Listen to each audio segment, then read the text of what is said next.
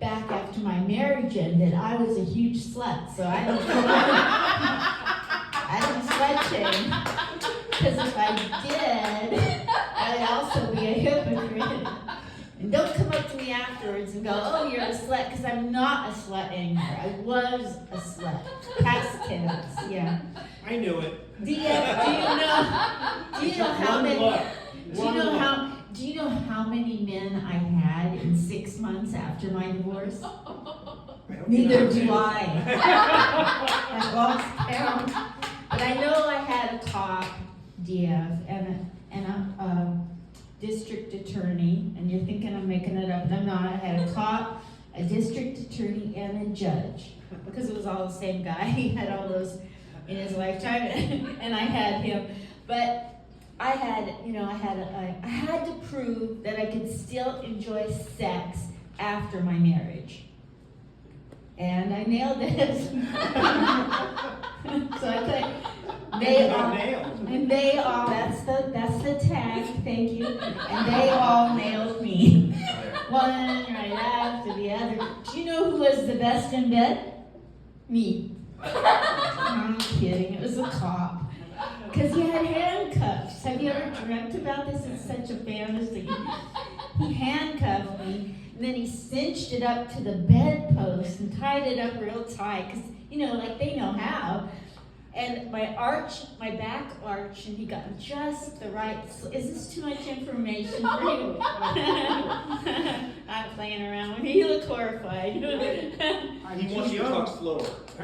I'm too young to hear this. I had to learn about sex from True Detective magazines. You guys are going to have to suffer. Anyway, I started comedy when I was really young in life at age 63. Still new young, so strap in. And none of the comics in my hometown of Portland, Oregon wanted to hear a darn thing that came out of my mouth. So, since I'm a boomer, I got down on the ground and I decided to get their attention, because I refused to be ignored. That's one huge thing about me. I was in the Army in 1973, so I know how to do sit-ups. I almost made it into the presidential, whatever it is, fitness program, I guess you call it. Dementia's kicking in now. Anyway, I can do these sit-ups while I'm having sex, while I'm doing dishes. I can do it all day long. And I'm going to get attention of these guys that are trying to ignore me doing comedy like he is. He's looking at me. Anyway, if I have to take off my clothes to get attention while I'm telling jokes, I will.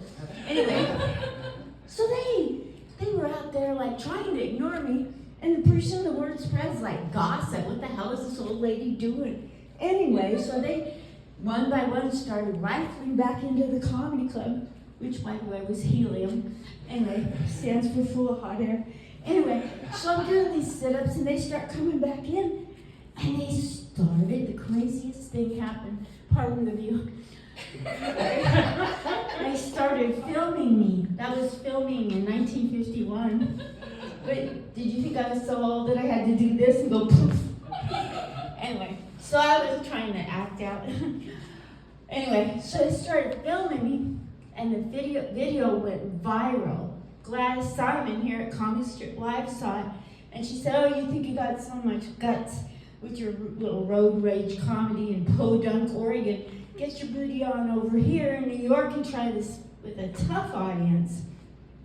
So I did. I got on the train, and the train pulled in Penn Station like this, and then it stopped, and I got out of the train, and I went up the escalator, and I saw that Empire State Building. Have you guys seen your Empire State Building? Oh my God, it's so beautiful.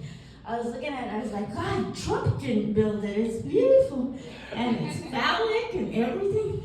I'm staring at it, and it started singing that song to me. You know the one, sing it with me. If we can make it here, we'll make it. That song? Yeah. And then I heard a voice come out of the building right to me. Said, get out of the bike lane, you crazy bitch. Why don't you just curl up and die? The whole time I was doing sit-ups for the young men that didn't want to listen, they just wanted me to do one curl up. curl up and die already, bitch. And I'm not compliant, so hey, I made it through the military, I can make it through anything, right? Thanks, guys.